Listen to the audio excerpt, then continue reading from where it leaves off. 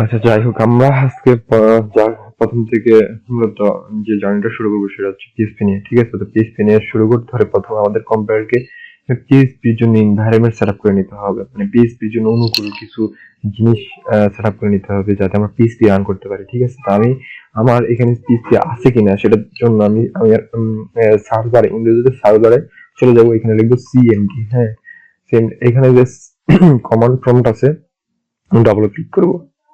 ঠিক আছে, তো এখানে আমি লিখবো পিএইচপি স্পেস দিয়ে -v, এন্টার দেবো।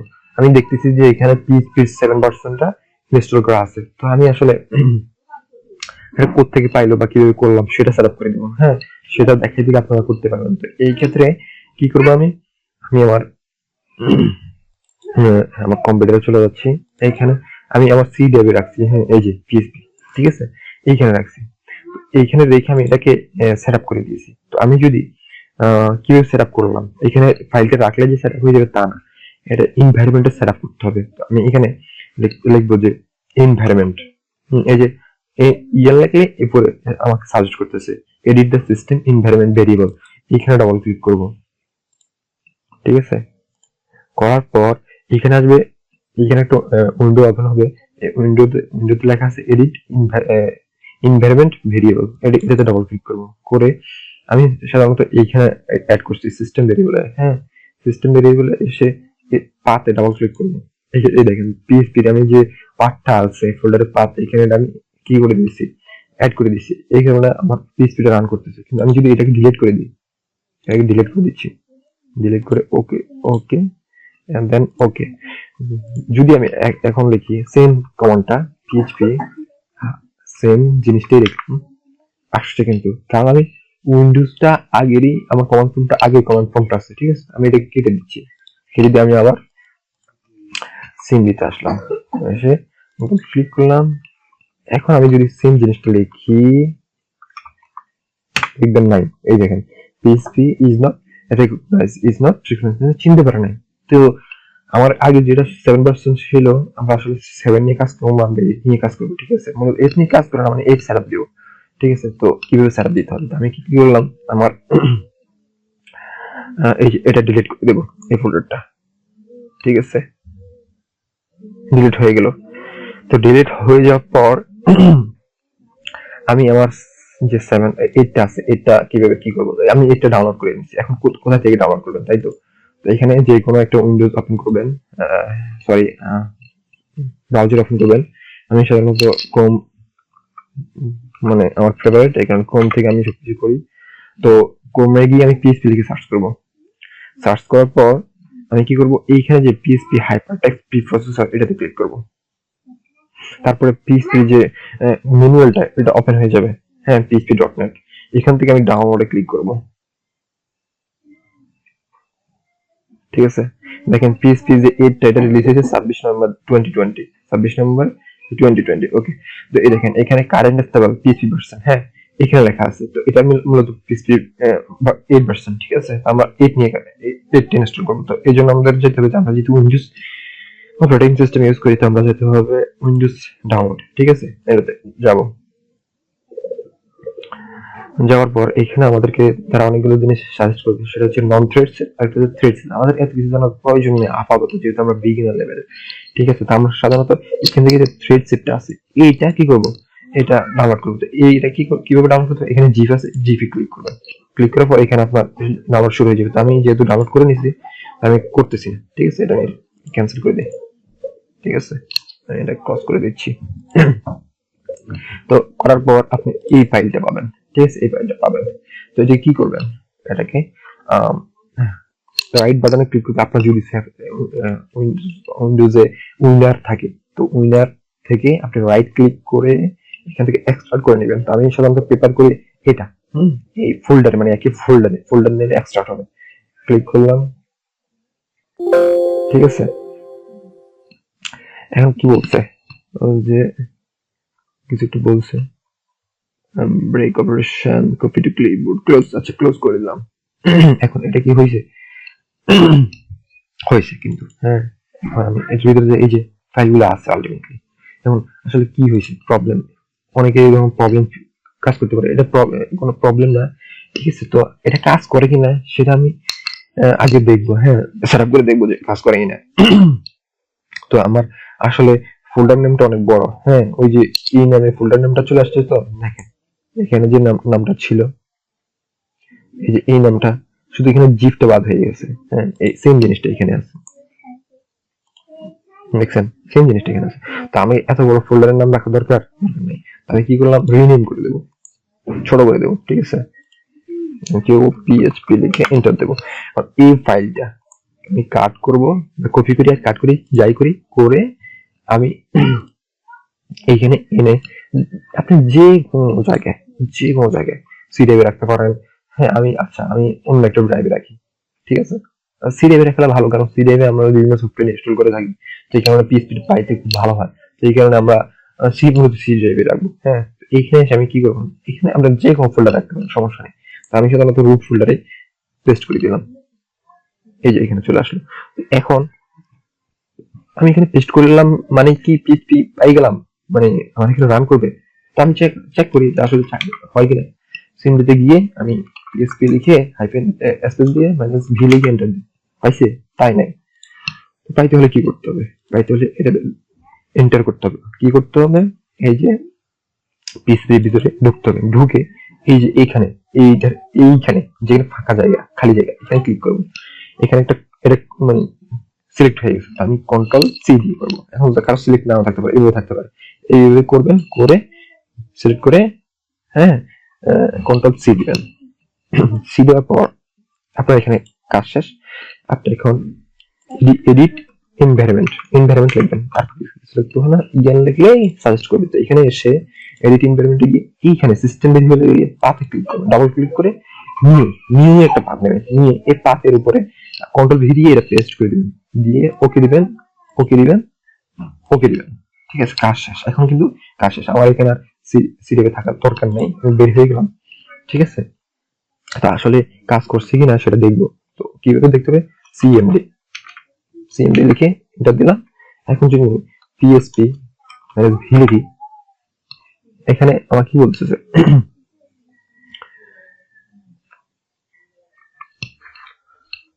আমরা দেখতেছি আর কি এখানে যে প্রবলেমটা, পিএইচপি ওয়ার্নিং করতেছে যে এখানে যে উইন্ডোজ সিস্টেম 32-এ বিসি রান টাইম যে 4140.dl এটা কম্পেটেবল না কিসের সাথে, ধরেন আমরা কিছু বুঝতেছি না। ঠিক আছে, মানে এখানে আমরা কিছুই বুঝতেছি না। তো আমরা আসলে পিএইচপি শিখতে গেলে বা বিভিন্ন প্রবলেম ফেস করবো, হ্যাঁ একটা প্রজেক্ট করতে গেলে বা কিছু শিখতে গেলে বিভিন্ন ধরনের প্রবলেম ফেস করবো। তো কিভাবে কি আমরা সেই প্রবলেম থেকে বেরিয়ে আসতে পারি, সেটা আমরা আসলে মানে সম্যকভাবে দেখবো। তো এখানে ধৈর্য ধরতে হবে আমাদের, এখানে দেখতে হবে মানে কন্টিনিউ করতে হবে। তো ধৈর্য দেখেন আমি কিভাবে সলভ করি। ধরেন এইখান থেকে আমি এটা কপি করলাম, সামথিং কপি করে কন্ট্রোল সি চাপ দিয়ে এটা থেকে একটু মিনিমাইজ করে আমি এইখানে এসে ব্রাউজারে পেস্ট করলাম। আসলে এটা কি লিখে দেখান, মানে দেখেন কি লিখে দেখার জন্য। তো আমি গুগলে সার্চ করার পর দেখেন stackoverflow.com, এখানে কোয়েশ্চেন, এই জিনিসটা কোয়েশ্চেন একজন করছে, তো অনেক আনসার করছে। হ্যাঁ, তো এইখানে ঢুকলাম। মানে স্ট্যাক ওভারফ্লো হচ্ছে যারা প্রোগ্রামার তাদের জন্য আসলে একটা প্ল্যাটফর্ম, যেখানে সবাই যারা বিভিন্ন ধরনের প্রবলেম ফেস করে তারা এখানে পোস্ট করে থাকে, আর যারা জানে অলরেডি জানতা তারা এখানে তাদের প্রবলেম গুলো সলিউশন দিয়ে থাকে। তো আমরা এটাতে ঢুকলাম, প্রথম যে লিঙ্কে ঢোকার পর আপনারা এখন ধৈর্য ধরে পড়ে নিন। ঠিক আছে, তো আমি সাধারণত পড়ে নিছি। তো আমাদের এখানে মূলত টার্নস আউট পিএইচপি, মানে জানতাটা দিচ্ছে টার্নস আউট পিএইচপি 7.4 রিকোয়ার্স, মানে জন্য আপনার কি লাগে, মানে এই ধরনের প্রবলেম গুলো ফেস হলে এটার জন্য একটা দায়ী হচ্ছে মাইক্রোসফট ভিজুয়াল C++। হ্যাঁ, এই জিনিসটা সেখান থেকে ডাউনলোড করে নেবেন। মানে হয় কিনা আমি কিন্তু এখনো শিওর না হবে কিনা।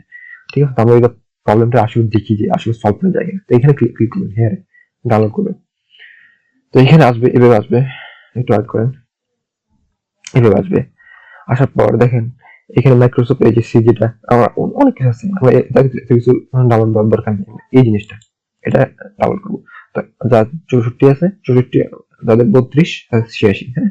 তো আমি যা সাধারণত 64 বিটের আমার ল্যাপটপ, তো আমি এটা ক্লিক করে এখানে 86 হলে এটাতে ক্লিক করবো, 64 হলে এটাতে হ্যাঁ, তো ক্লিক করে ডাউনলোডে ক্লিক করুন, ডাউনলোড হয়ে যাবে।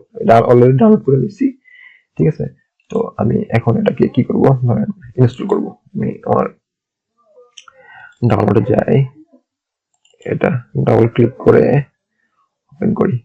তো আমার ল্যাপটপটা স্লো, ঠিক আছে। আমার ল্যাপটপটা হচ্ছে এইচডিডি, এসএসডি লাগালে ল্যাপটপ সুপার ফাস্ট হয়, মোটামুটি মোটামুটি চলা যায়। তো এই কারণে আমার একটু স্লো কাজ করতে পারে, তো এই কারণে আমি খুব লজ্জিত। হ্যাঁ, একটু ধৈর্য ধরে দেখবেন। তো আমি এটা কি করলাম, ইনস্টল করতেছি। হ্যাঁ, ইনস্টল হচ্ছে, একটু ওয়েট করেন।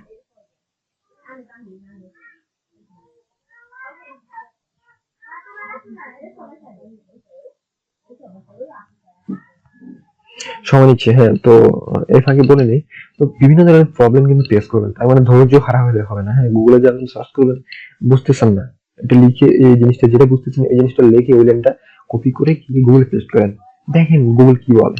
হ্যাঁ, দেখা গেছে অনেকে প্রবলেম ফেস করছে, তারা এই ধরনের প্রবলেম সলিউশনও পাইছে, বুঝতে পারছি, দিয়ে থাকে। হ্যাঁ, তো অনেকে, আচ্ছা আমার এটা হয়ে গেছে। তো আমার বলছে যে কম্পিউটার, হ্যাঁ, রেজিস্টার দেওয়ার জন্য। তো আসলে বর্তমানে রেজিস্টার্ড আমি নিচ্ছি না, দেখি রেজিস্টার কাজ করে কিনা। যদি না করে তাহলে আমি রেজিস্টার নিয়ে দেবো, ঠিক আছে। তো ক্লোজ করে দিলাম, দিয়ে আমি সিম দিতে এসে এটা ক্লোজ করে দিলাম। আবার আমি নতুন করে সিমটি ওপেন করলাম, ফ্রম ওপেন করে এখানে লিখলাম পিএইচপি মাইনাস ভি, দেখেন 8 পেয়ে গেছে। দেখছেন, তাহলে প্রবলেম কি ফিক্সড হয়ে গেল না? ফিক্সড হয়ে গেল, মানে ল্যাপটপ কিন্তু রেজিস্টার নিয়ে নিলে একটু ভালো হইতো, ঠিক আছে। তো রেজিস্টার ছাড়াও কাজ করছে, ঠিক আছে। যেহেতু কাজ করছে, তো আমরা এখন পিএইচপির জন্য প্রস্তুত, আমাদের ল্যাপটপ, ঠিক আছে। তো যেহেতু প্রস্তুত, আমাদের এগুলা দরকার নেই, আমার যে ফাইলগুলোর প্রয়োজন নেই। হ্যাঁ, তো আরেকটা কাজ করবেন, আমি সাধারণত যে কোড এডিটর ইউজ করি কোডিং এর জন্য, সেটা হচ্ছে visual studio. Visual visual studio, এখানে ভিজুয়াল এস লিখলে এস নিচে সার্চ করতেছে। হ্যাঁ, ভিজুয়াল স্টুডিও, তো এটাতে ক্লিক করেন। ক্লিক করার পর এখানে যে visual studio IDE code editor, এটা ক্লিক করবেন।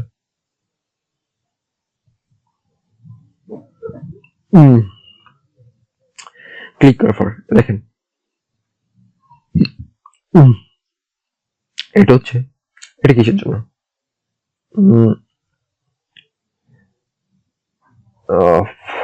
আচ্ছা আমরা একটু দেখে নিই। আসলে আমি ডাইরেক্ট মানে ভিজুয়াল স্টুডিও ডাউনলোড দিয়ে ফেলছি সরাসরি। তো এইখান থেকে কোথাও ডাউনলোডের অপশন, এই যে ডাউনলোডের অপশন, এখানে গেলাম।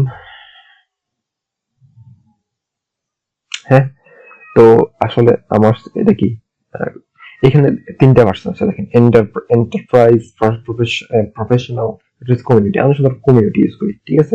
এগুলি ফ্রি টেল, আমরা ফ্রি ডাউনলোডটা ক্লিক করবো, এটাতে ক্লিক করবো।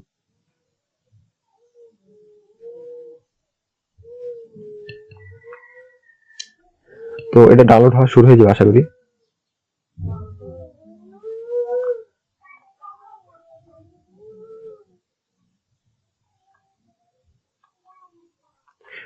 এই যে শুরু হয়ে গেছে। হ্যাঁ, তো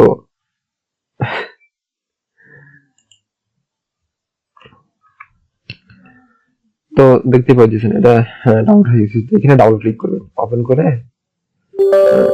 এই যে এটা ইনস্টল করে নেবেন এভাবে। হ্যাঁ, ইনস্টল করে নেবেন, যা চাই তা দিয়ে দেবেন, ঠিক আছে।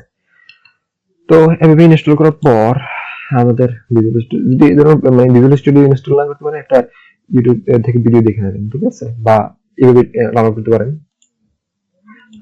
ভিডিও বিআইএস ইউএল টি ডিও ফ্রি ডাউনলোড এটা লিখে ক্লিক করেন, একই জিনিস আসতেছে। হ্যাঁ, তো আমি ধরেন তাদের প্রফেশনাল ওয়েবসাইটে গেলাম না, আমি এখান থেকে গেলাম, নিচে থেকে গেলাম, যদি ওইটা কাজ না করে সেম জিনিস না আসলে।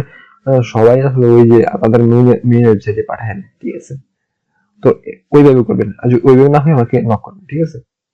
তো করার পর আমার এখানে অলরেডি ভিজুয়াল স্টুডিও ইনস্টল করা আছে, ঠিক আছে। ভিজুয়াল স্টুডিও, আমি ভিজুয়াল স্টুডিও ওপেন করতেছি। হ্যাঁ, তো ভিজুয়াল স্টুডিও ওপেন করার পর আমাদের যা করতে হবে সেটা হচ্ছে কিছু আমাদের এক্সটেনশন ইনস্টল করতে হবে ভিজুয়াল স্টুডিও কোডে। আমি সেগুলো দিয়ে দেবো, ঠিক আছে, ভিডিও ডিসক্রিপশনে দিয়ে দেবো এক্সটেনশনটা। এই যে এক্সটেনশন গুলা সবগুলা কি করবেন, ইনস্টল করে নেবেন। আরেকটা এক্সটেনশন আমি এখানে অ্যাড করে দিই, সেটা হচ্ছে রান কোড অথবা কোড রানার নামে, ঠিক আছে, এটা সার্চ করলে পাই যাবেন। হ্যাঁ, এগুলা তো রান কোড অথবা কোড রানার। তো আমার ভিজুয়াল স্টুডিও ওপেন হয়েছে, তো আমি কি করলাম, ধরেন এইখানে আসবেন, এটা এভাবে থাকবে। হ্যাঁ, এভাবে থাকবে। আপনারা হয়তো এখানে প্রজেক্ট থাকবে না, আমার এখানে প্রজেক্ট আছে। প্রজেক্ট না থাকলে এইখানে এই যে এইখানে এই বাটনটা, হ্যাঁ, এক্সটেনশন দেখেন, এখানে নিয়ে যাওয়ার পর এক্সটেনশন দেখাচ্ছি। এটাতে ক্লিক করবেন। অলরেডি আমি ইনস্টল করা এক্সটেনশন গুলো এখানে শো করবে। আর আমি যদি ইনস্টল করতে চাই, সাপোজ আমি কোড রানারটা ইনস্টল করতে চাই, কোড রানার, সরি, সিও ডি, কোড রানার।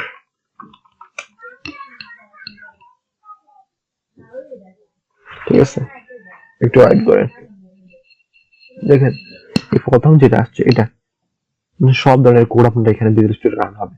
সেটা হচ্ছে C, C plus plus, Java, Java, JSP, PSP, Python, power, এগুলো যতগুলা প্রোগ্রামিং কি বলে ল্যাঙ্গুয়েজ আছে সবগুলো রান হবে। এখানে এখানে ইনস্টল করে নেবেন, ইনস্টল থাকবে। হ্যাঁ, আমি এখানে আনইনস্টল আছে, যাই আছে এখানে ইনস্টল লেখা থাকবে, ইনস্টল করে নেবেন বাস। এরপরে আপনি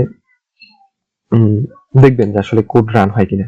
হ্যাঁ, আমি আসলে দেখতে চাচ্ছি যে কোড রান হচ্ছে কিনা। আমি আনইনস্টল করে দিই, ইনস্টল করে ইনস্টল করবো আবার। দেখেন ইনস্টল করলাম, ওয়েট করতেছি ইনস্টল হওয়ার জন্য। ঠিক আছে, তো আমার ইনস্টল অলরেডি হয়ে গেছে। ঠিক আছে, তা আসলে আমার কোড রান হয় কিনা আমি জাস্ট একটু দেখে নিই। তো আমার এটা দরকার নেই, ফাইলে চলে আসি, ফাংশনস, এরতে এসে আমার এর কিছু আছে আছে আমি কোডটা একটু রান করে দেখি আসলে রান হয় কিনা। রাইট, আউটপুটে কিছু আসে কিনা দেখি। আসে, আমার কোড রান হচ্ছে। ঠিক আছে, কোড রানারটা ইনস্টল করে নেবেন এভাবে। হ্যাঁ, তো আসলে কোড রানার কিভাবে সেট আপ করতে হয়, কিভাবে কি করতে হয় সেগুলো ইউটিউব থেকে একটু দেখে নেবেন। হ্যাঁ, আর সবগুলা এক্সটেনশন এভাবে মানে আপনি দেখবেন, এখানে দেখবেন, মানে আমি যেগুলো দিয়ে দেবো এগুলো কপি করে করে, যেমন ম্যাটেরিয়াল থিমস, এটা কপি করবেন বা লিখবেন। হ্যাঁ, এখানে এসে লিখবেন, ভিজুয়াল স্টুডিও করে এসে এখানে এসে লিখবেন, এটাতে ম্যাটেরিয়াল থিম লিখে লিখবেন, ম্যাটেরিয়াল থিম। হ্যাঁ, দেখেন ম্যাটেরিয়াল থিমটা আমি আইকন, এটা আইকন, এটা থিম, আমি এগুলা ইনস্টল করে দিচ্ছি, মানে এগুলা সৌন্দর্যের জন্য। হ্যাঁ, এক্সটেনশন গুলো মূলত সৌন্দর্যের জন্য, বিভিন্ন কাজে ইউজ হয়। তো আপনারা যদি মানে এগুলা কি কি কাজে ইউজ হয় দেখে নেবেন, ইউটিউবে ঘাটাঘাটি করে দেখে নেবেন বা গুগলে গিয়ে একটু দেখে নেবেন। ঠিক আছে, আমি দেখাচ্ছি না এগুলা। ঠিক আছে, তো এই আর কি। তো এইভাবে সেট আপ করানোর পর আপনি কোড নিয়ে কাজ করতে পারবেন। আমরা পরবর্তী টিউটোরিয়ালে বা ভিডিওতে দেখবো কিভাবে কাজ করতে হয়। ঠিক আছে, তো এই এগুলোর মধ্যে কোনো ধরনের প্রবলেম ফেস করে থাকলে নক করবেন। ঠিক আছে, আল্লাহ হাফেজ, ভালো থাকবেন।